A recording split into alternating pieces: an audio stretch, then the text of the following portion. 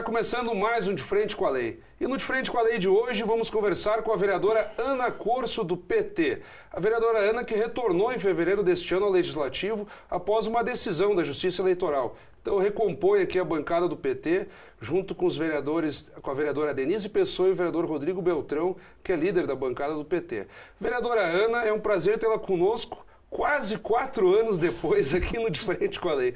Nossa última entrevista foi lá no final de 2012, na legislatura passada ainda. Minha saudação a ti, também é um prazer estar aqui neste programa, Fábio. Cumprimentar também a todos os telespectadores do Canal 16 e dizer que, de fato, a gente retorna tendo sempre em mente aquilo que pautou o meu mandato, que é a defesa dos trabalhadores, das mulheres, negros, enfim, todos aqueles que sofrem, né, opressão e discriminação na sociedade. E também, né, o tema de hoje, que é de frente para a lei, é a questão do decreto que projeto de resolução que foi aprovado, da minha autoria, que é a recriação da Frente Parlamentar de Crianças e Adolescentes, que também tem sido uma das nossas prioridades enquanto mandato.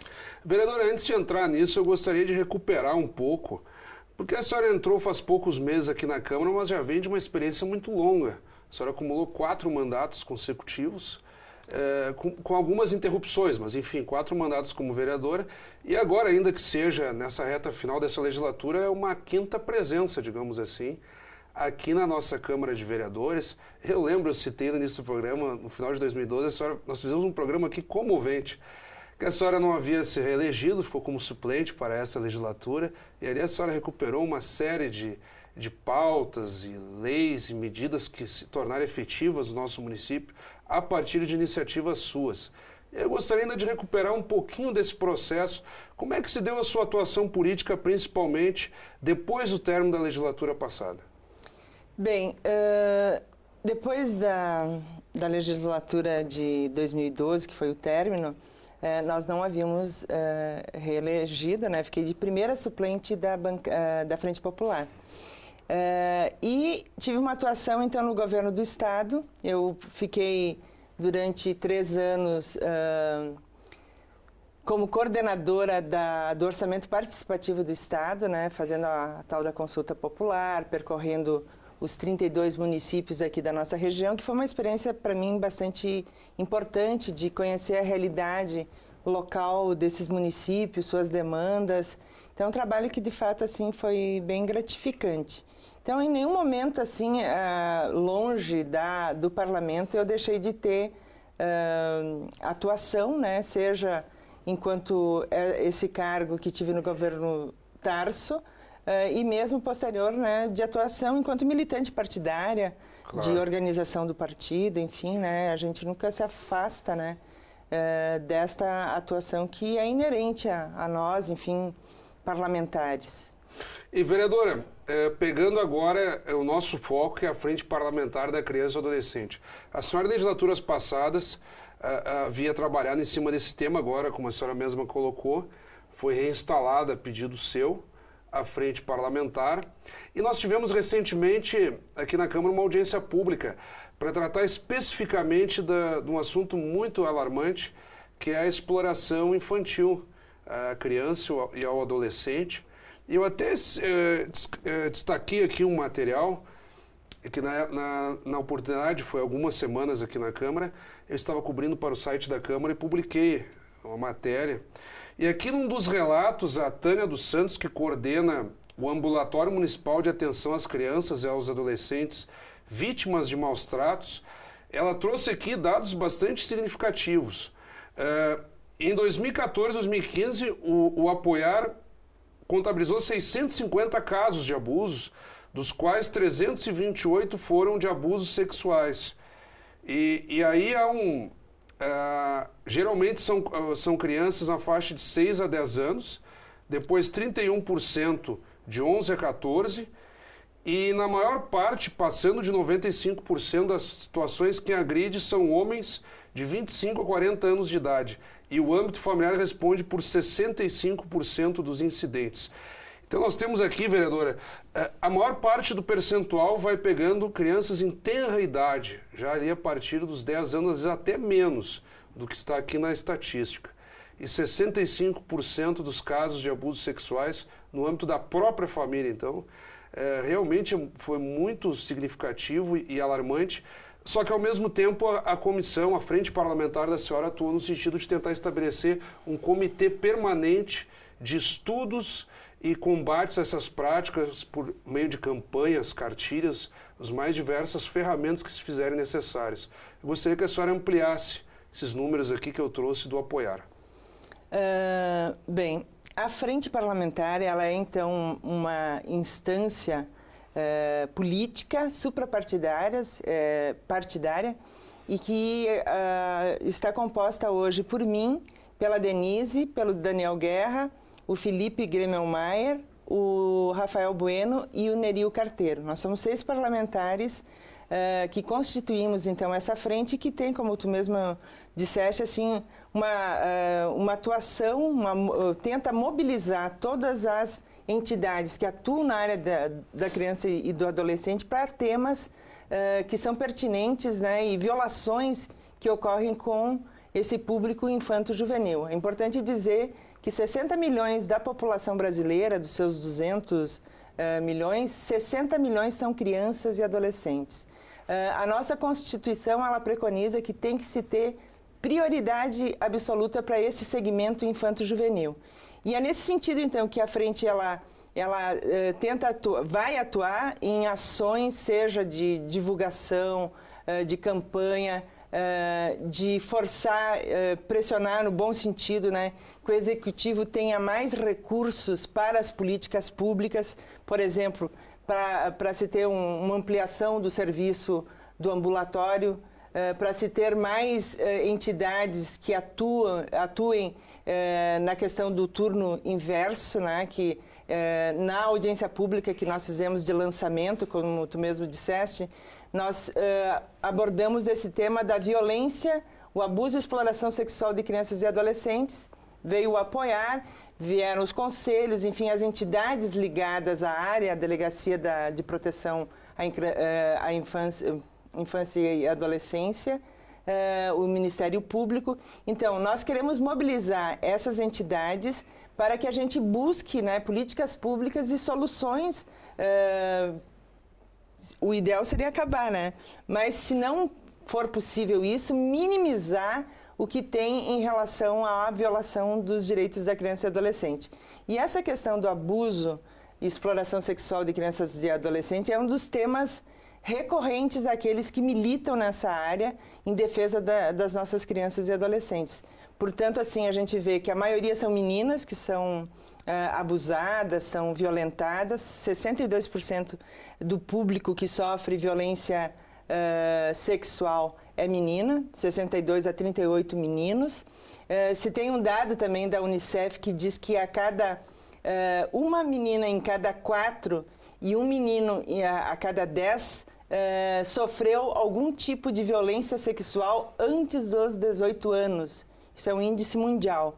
Então, assim, a gente vê que é um problema sério, que a nossa rede, seja a rede da saúde, do atendimento, quando vem uma criança lá, tem que ter esse olhar, né, para saber se de fato, né, aquela violência foi algum abuso, alguma violência sexual. E da mesma forma, né, na rede estadual, né, de ensino, que a gente percebe, ali o professor tem que perceber e o profissional da saúde também tem que perceber, aquela criança, né, ou que evadiu da escola, que não aparece mais, então de buscar por que ela não vem mais, ou se ela está com aquela, enfim, não se relaciona, tem problemas, no caso assim, da sua relação com os estudantes, enfim, sempre tem algum problema que se pode detectar, né, esses profissionais. Então, o que a gente viu, né, a partir dessa audiência? que a nossa cidade já comportaria ter 5 conselhos tutelares e tem apenas 2. Então, tem essa reivindicação de ter mais conselhos tutelares. Porque o conselho tutelar ele tem a proporção de 1 a cada 100 mil habitantes. Exatamente. E como Caxias está se aproximando já da faixa dos 500 mil, alguns acreditam que já tem, mas o censo oficial já coloca em mais de 480 mil habitantes. Então, comportaria pelo menos 4, não é verdade? Exatamente. Então, assim, desde 2012, quando eu saí, já tinha essa reivindicação, né, dos conselheiros tutelares, porque eles acabam sobrecarregados. São 10 conselheiros, cada conselho, o Norte e o Sul, 20, mas que poderiam ter mais agilidade assim, de poder agir melhor se tivesse mais gente, né? Óbvio que quando tu sobrecarrega o serviço, por mais que eles queiram, nunca é melhor do que tu ter mais gente trabalhando. E é interessante quando a frente parlamentar presidida pela senhora chama esse debate no sentido de estabelecer um comitê e criar um trabalho mais coletivo, porque os próprios órgãos divergem nos números. Os órgãos policiais, o próprio Ministério Público, o Judiciário, tendem a chamar mais atenção para encaminhamento das vítimas e contabilizar muitas vezes quem pratica o ato, a ideia da punição. E órgãos como, por exemplo, o Apoiar, eles contabilizam só quem sofre o abuso. Então, também, às vezes, as pessoas não sabem se, quando um contabilizou para cá e o outro órgão para lá, se é o mesmo caso ou se são situações diferentes. Também tem essa divergência estatística, vereador. Exatamente. Então, assim, a gente vê que o governo federal, ele criou um programa de ação para o enfrentamento especificamente da exploração sexual de crianças e adolescentes, que o município ele tem que se habilitar para receber, seja capacitação, seja técnicos que monitorem a questão da violência sexual no município, e ele faz com que se criem comitês estaduais e comitês municipais. No caso daqui do estado do Rio Grande do Sul, já se criou o Comitê Estadual de Enfrentamento dessa questão, né, do abuso e da exploração sexual de crianças e adolescentes. Nós tínhamos um movimento criado lá em 2003, que perdurou até 2008, de um movimento na cidade chamado Movimento pelo Fim da Exploração Sexual de Crianças e Adolescentes. E este comitê, então, municipal, que já está marcada a reunião, que foi uma das deliberações que saiu da nossa audiência, já está marcado dia 15 de junho, às 8 horas, lá na Casa da Cidadania, que vai se discutir, então, a criação de um comitê que teve os moldes desse movimento. Então, lá estarão as entidades reunidas, do Ministério Público, da delegacia, enfim, dessa rede de proteção da criança e adolescente que existe na nossa cidade, para se montar um comitê que vai ter, então, esse papel específico, né, de propor ações, de detectar melhor esses números e fazer esse cruzamento. Acho muito importante o que tu levantaste, porque o próprio promotor, né, instigou de que se houvesse por parte das entidades a colocação assim, não, quais que tu atendesse, é os mesmos, para fazer um cruzamento de todas as denúncias que recebe a delegacia, que recebe o Ministério Público e também as vítimas lá do ambulatório de maus tratos, o Apoiar. Que daí nós teríamos, e esse comitê tem esse papel, né? Claro. De aferir, assim, de ter, claro, esses números, cruzando esses números, ver de fato, né, essa violência que é tão danosa para o crescimento, desenvolvimento de qualquer criança e adolescente que passa por uma violência dessa natureza, né, com sequelas que pode ter, enfim, deixar um trauma como esse para o resto da vida. Então, ainda bem que a gente tem um serviço como o Apoiar para tratar essa vítima de violência, para dar suporte, né, psicológico, enfim, para superar esse tipo de trauma que, infelizmente, 70% é o pai, o padrasto, ou tio, ou sobrinho, primo, melhor dizendo, enfim, que são os agressores, né, das crianças e adolescentes, e também se dá 70%, 75% dos casos dentro do seio da família. Então, que é o padrasto, o tio, quer dizer, aquele âmbito intrafamiliar. E outro detalhe, vereadora, que foi colocada, essa experiência dos comitês locais, ela vem sendo difundida pelo Brasil, outros municípios já têm. Então, Caxias acaba entrando em sintonia com outras cidades brasileiras nesse sentido, né? Com certeza. Eu acho que é sempre importante frisar que Caxias... Daqui a pouco até para compartilhar experiências, né? Com certeza.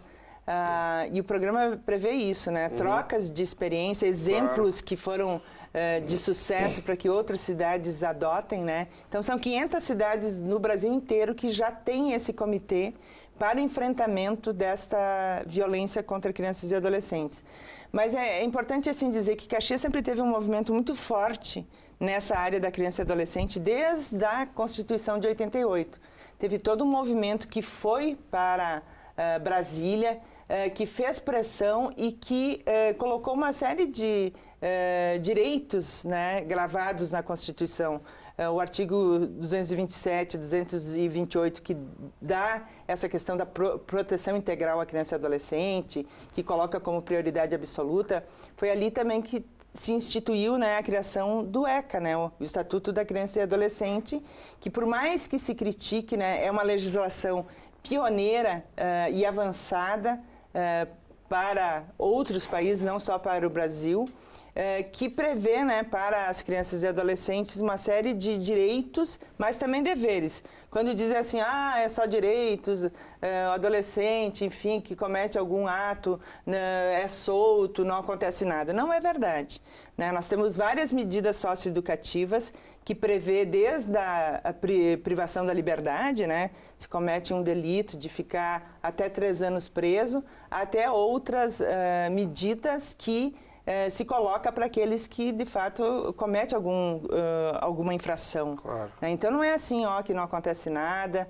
É importante dizer assim, que 90% dos crimes no Brasil, eles são realizados por adultos, né, e apenas 10% de crianças e adolescentes. Então, assim, a gente tem uma visão, eu não concordo particularmente com a redução da maioridade penal, porque, assim, a maioria dos casos de menores infratores que cometem algum delito é furto ou por tráfico de drogas ou metido, enfim, com a droga. Muitas vezes os adultos se utilizam, né, dos menores Acaba servindo como massa de manobra, né? Exatamente. Então, assim, nós não podemos penalizar 90%, vamos supor assim, aqueles que cometem homicídio, um crime de fato mais grave, né?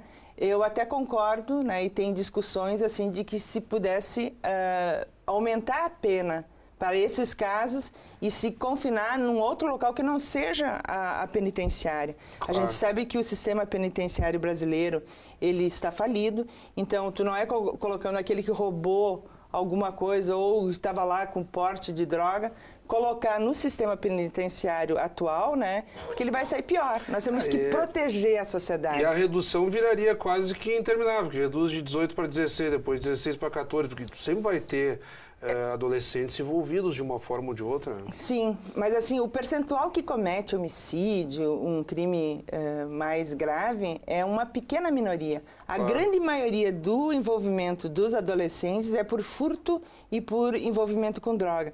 Então não tem sentido nós pegar todo um contingente e colocar numa penitenciária que a gente diz que é a escola de crime, porque eles vão voltar piores. E vão acontecer também outros tipos de crimes agrupados numa mesma situação pela pura e simples idade, né? Já que é baixar. Ainda assim, essa ideia de baixar dos 18 para os 16 anos de idade, ela teve uma sinalização positiva no primeiro momento na Câmara dos Deputados e continua tramitando pelo Congresso, né? Exatamente. Pelo Senado ainda não passou, né? Passou pela Câmara.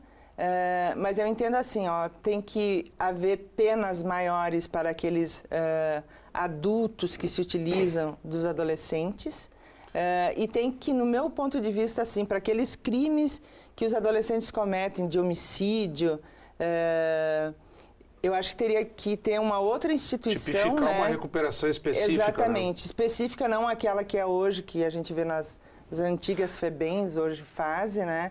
Mas que colocam a questão do estudo, quer dizer, é uma medida socioeducativa para te não perder aquela adolescente que roubou com 12 anos ou que estava portando droga com 13, 14 anos. Quer dizer, não tem mais solução para ele, tem sim, né? Eu acompanhei alguns especialistas em direito penal que exigiam, por exemplo, maior tempo de internação, inclusive, para aqueles casos de envolvimento com drogas, enfim.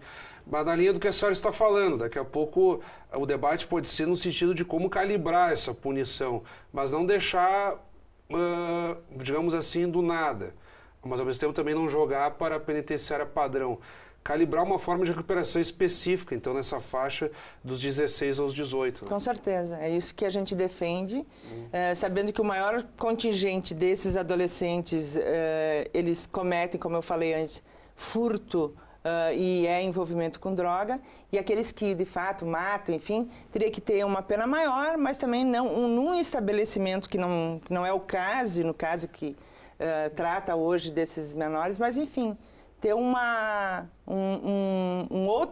outra entidade de transição para esses casos mais graves, que, como eu falei, assim, 90% dos crimes cometidos no país são de adultos, não são de crianças e adolescentes. E ainda assim, embora a senhora traga à baila aí o debate da redução da maioridade penal, também temos a questão do Disque 100, né, que não falamos aqui o número para denúncias das pessoas que averiguam, e até houve o debate naquela mesma audiência de tentarmos garantir também denúncias por números locais, né, dos próprios órgãos de atendimento. Exatamente. O Disque 100 ele é um serviço nacional, né? Nacional. Ele foi criado em 97. Posteriormente, em 2013, ele passou assim para Presidência da República, então, através da Secretaria de Direitos Humanos, que infelizmente agora está unificada com outras, mas, enfim, através da Secretaria de Direitos Humanos, ele recebe denúncias de todo o país, então monitora e avisa. Nós tivemos recentemente, até hoje a frente vai fazer uma visita aos albergues, às casas-lares que abrigam adolescentes hoje à tarde, porque através do Disque 100, houve uma denúncia de maus tratos a crianças e adolescentes patrocinados, enfim, que não deveria, por uma casa dessas, né, que acolhe crianças e adolescentes, e o Ministério Público foi para cima, o Conselho Tutelar, destituíram a direção. Então, hoje a gente vai fazer também um roteiro de visita a esses locais, para também se ter presente, né, o que está acontecendo, ouvir as crianças e adolescentes, porque se é um serviço que o município repassa recursos, ele, de fato, aqueles que estão ali, seja terceirizado, que foi esse o caso, né, de uma terceirizada, a gente tem que saber, né, o que ela está fazendo, cobrar, enfim, são recursos que nós todos, né, pagamos para que tenha um bom atendimento para essas crianças, né? Então, hoje nós vamos fazer também essa visita. Então, o Disque 100, ele é super importante, ele guarda o sigilo, como eu falei, em todo o país, feriados, final de semana, não interessa, das 8 às 22 horas tem esse atendimento, então é muito importante que as pessoas...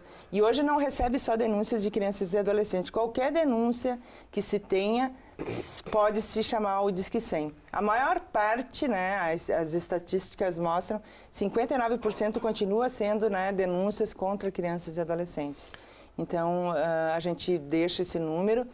E a cartilha foi uma das propostas também tirada da nossa primeira audiência da frente, como um material que possa estar divulgando, né, o que é o abuso, a exploração, e também as entidades que atendem as crianças, que acolhem também na nossa cidade, né, denúncias, que são os conselhos tutelares, a Delegacia de Proteção à Criança e Adolescente, a Vara da Infância e Adolescência ali do Ministério Público. Então, são vários órgãos que nós pretendemos, né, até o final do ano, até o final dessa legislatura, que se encerra, no caso, à frente, o seu trabalho em 31 de dezembro deste ano. Até lá nós possamos fazer uma cartilha orientativa que possa distribuir nas escolas, enfim, para que cada vez mais a gente possa estar combatendo, né, sendo uma campanha assim meio que permanente dessa questão. Vereadora Ana, nós estamos bem na reta final do programa. Eu tenho provocado alguns vereadores dos mais diversos matizes políticos e linhas partidárias a refletir um pouquinho, eu vou precisar que a senhora seja bem breve nessa reta final, sobre o nosso atual quadro político, que é extremamente dramático. caminhamos aí para o segundo impeachment de presidente da República. No momento, a presidente Dilma Rousseff está afastada do cargo e temos o governo do presidente em exercício Michel Temer. O presidente Dilma ainda aguarda pelo julgamento final do Senado, pelas chamadas pedaladas fiscais, que foram alguns ajustes de contas, mas que, na ótica do Congresso Nacional, teria tipificado o crime de responsabilidade. Mas para muitos há essa divergência, então ficou muito embaraçoso esse debate, mas ainda assim, a situação que temos é essa. A senhora vem com uma história muito longa, desde os movimentos sindicais, no final dos anos 80, e se consolidou como um quadro petista de respeito na nossa política. Então, eu gostaria de ouvir um pouco da senhora uma reflexão sobre esse momento que vivemos. Bem, para nós, e eu quero aqui deixar com todas as letras, o que aconteceu em Brasília com o afastamento da presidente é um golpe. Num determinado momento, a oposição viu que tinha maioria e resolveu achar argumentos, né, para dar o impeachment para presidente da República. A gente sabe que são mais de 16 governadores que cometeram pedaladas fiscais, que os antecessores da Dilma, seja o Fernando Henrique Cardoso, o Lula, enfim, sempre fizeram essa questão contábil, né, que é pegar antecipadamente um recurso, né, de um programa tipo Minha Casa Minha Vida, da Caixa, e depois, no final, ao repasse para a Caixa desse serviço que ela Safra também teve isso, né? Enfim, programas sociais, o Bolsa Família, o Plano Safra. Então, assim, ela antecipou recursos, pegou recursos desses bancos públicos e no final do ano tem que zerar, tu tem que devolver se tu antecipou. E foi isso que aconteceu, mas a oposição, né, golpista, resolveu afastá-la. Nós estamos resistindo a esse golpe, porque nós entendemos assim, o programa que foi eleito não é nem defender a Dilma, é defender a democracia no Brasil. A gente lutou tanto desde a ditadura militar para que o voto soberano do povo vingasse. Então, assim, nós elegemos um programa político e hoje, né, o que está sendo aplicado é um outro programa político daquele pior que se possa imaginar, tal de ponte para o futuro, que é o programa que o PMDB está implementando através do interino Michel Temer. Na verdade, é uma pinguela para um abismo, né? Já está tirando direito dos trabalhadores, vai aumentar a questão da idade mínima e a desvinculação do salário dos aposentados do salário mínimo, a correção, né? O que é um absurdo completo. Desvincular a questão da saúde e educação, que tem percentuais constitucionais que a União tem que repassar, os estados que tem que repassar. Então, a União desvincula, daí não se sabe o que vai vir, né? Que hoje 25% é para a educação e o percentual que ela aplica num ano em saúde não pode ser inferior do ano anterior e através da correção do PIB, né? Então, pode aplicar menos. Isso vai generalizar com a falência do SUS, naturalmente, né? Que o Sistema Único Brasileiro é um sistema assim reconhecido mundialmente. Nem os Estados Unidos têm um sistema único de saúde como o nosso. O tratamento do câncer, 97% se dá através do SUS no Brasil, 97% dos casos, né, da oncologia, de tratamento, se dá, e as pessoas muitas vezes não sabem disso. Então, tu desvincular, tu não dá aquele mínimo maior, enfim, não é para cima que eles vão dar, eles querem, de fato, dar para baixo. A questão do trabalhador, que hoje tem uma legislação, tu não pode no dissídio, né? Tu tem que ganhar acima do que diz aquela legislação, seja de correção ou de direitos. E o que eles estão, está lá textualmente nesse programa do PMDB? Que o legislado vai se sobressair, o legislado vai ficar abaixo o negociado vai ficar acima do legislado. Então, numa mesa de negociação, se eu resolver não dar nenhum percentual de reajuste ou tirar algum direito, isso vai valer, independente que a lei diga, né? Sim. Então, isso é um absurdo completo. Já se falou em terminar com o Pronatec, com Minha Casa Minha Vida, enfim, com os programas sociais que, ao longo dessa desses 13 anos, né, vingou. Nós vivemos uma crise internacional e acho que o momento propiciou, né, que achassem assim que a questão econômica, no meu ponto de vista, é o que pesou para a população ficar revoltada. É o que acaba acontecendo, geralmente. Só que assim, tu não pode tirar uma presidenta, claro, né, eleita democraticamente e colocar um outro que não tem o voto da população, né? A soberania do voto popular é maior do que qualquer coisa nesse momento. Então a gente defende a democracia, o voto popular, o voto do povo, e não, né, uma pessoa que não foi eleita pelo voto do povo e está implementando um programa que foi derrotado nas urnas. E uma última pergunta, vereadora. Na medida em que o próprio governo provisório do presidente em exercício, Michel Temer, está enfrentando as mesmas dificuldades de administrações anteriores no que tange à corrupção. Em média, tem caído pelo menos um ministro por semana, por denúncias vinculadas principalmente à Operação Lava Jato, que investiga principalmente casos de corrupção na Petrobras. Exatamente, quer dizer... E aí há uma expectativa de alguns setores de que a presidente Dilma pudesse ainda retornar a partir de uma votação favorável no Senado. Outros acreditam que não, que o quadro já está praticamente desenhado e que ela seria então cassada e o Michel Temer terminaria esse período de governo, digamos assim. Como é que é a sua expectativa diante desse cenário? Olha, a gente não sabe ao certo, mas com o andar desse governo, a gente está vendo que exatamente aquilo que as gravações, né? Esse período que vai até 2018, né? Para as que fizeram o Jucá, né, o ministro do Planejamento do Temer cair, que era aquilo, nós temos que derrubar ela, né, uma mulher honesta, que é a Dilma, que não tem envolvimento nenhum com corrupção, para abafar, para estancar a sangria, né, acabar com a Lava Jato.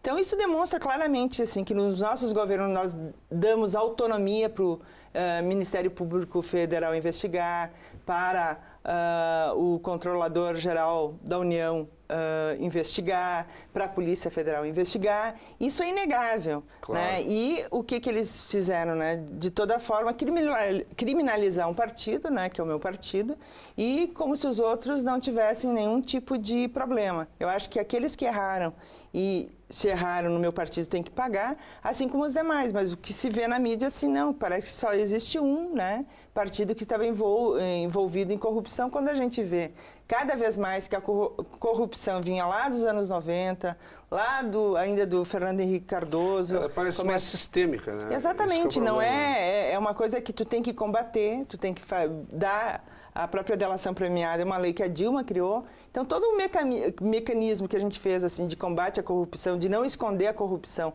de fazer com que ela fosse investigada, fizeram com que os nossos adversários disseram, não, é o momento mais corrupto, né, que o Brasil já enfrentou. Muito pelo contrário. Na época do Fernando Henrique, quando foi entregue as nossas estatais, quando ele comprou a reeleição, enfim, era tudo engavetado, né? Nós tínhamos um engavetador geral da República, né, o Brindeiro, que não investigava absolutamente nada, diferente dos nossos governos. Então, a gente se orgulha de ter um governo que investigou, que deu total condição aos órgãos para a investigação da corrupção, que de fato é um mal e a gente tem que combater, mas fizeram disso, né, uma forma de tentar criminalizar o partido, de tentar criminalizar a presidente, né, usando... Mas, enfim, a senhora acha que ela volta ou ela não volta mais?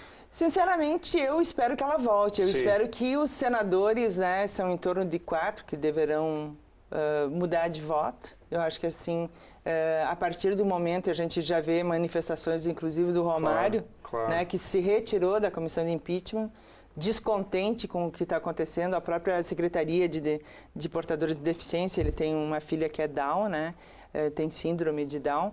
Então, assim, todo mundo criticou ele, né? Enfim, agora votou, né, para um governo que acabou com uma secretaria que cuidava da política em relação aos portadores de deficiência.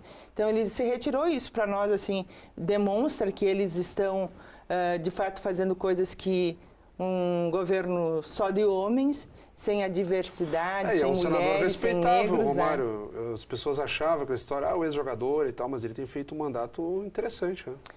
Principalmente nessa ideia das políticas para tentar melhorar a situação das pessoas com deficiência. Exatamente. Então, assim, vários setores, né, que com a extinção do Ministério da Cultura, também toda a intelectualidade, os artistas brasileiros ficaram contrários, tanto é que ele teve que voltar atrás.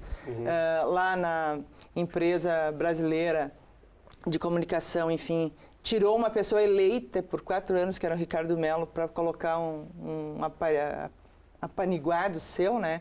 E o Supremo mandou cumprir a lei, que ele não pode tirar antes do mandato, né? Enfim, a gente vê escândalos a todo dia. Se foram às ruas, né, para lutar contra a corrupção, o que acabou acontecendo é colocar os corruptos, de fato, no poder.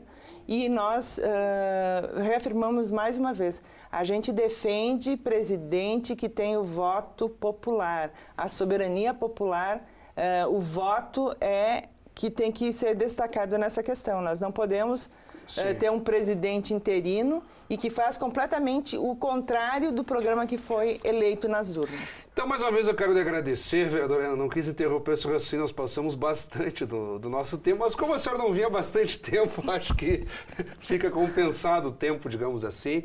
Conseguimos fazer uma retomada e uma variação bem interessante das políticas pela criança e pelo adolescente, que a proposta a senhora preside uma frente parlamentar nesse sentido, e uma variação do cenário político-econômico atual, que é dramático, e que quem acompanha de frente com a lei pode ser contemplado, porque nós tivemos vereadores aqui contra o impeachment e favoráveis ao impeachment, então fica a cargo do telespectador fazer os seus próprios julgamentos. Então, de forma bastante breve, peço que a senhora se despeça. Eu agradeço, né, Fábio, desde 2012 não tínhamos esse encontro e é sempre uma satisfação. Bom, nós falávamos fora do programa. Né? Com certeza. Mas aqui em frente às câmeras, agradecer então a TV Câmara, a ti, pelo convite, e estamos à disposição. Muito obrigada. Eu é que lhe agradeço novamente, vereadora. Acabamos de conversar então com a vereadora Ana Corso, do PT. Como sempre, convidamos a todos que continuem acompanhando a nossa programação. Até o nosso próximo encontro.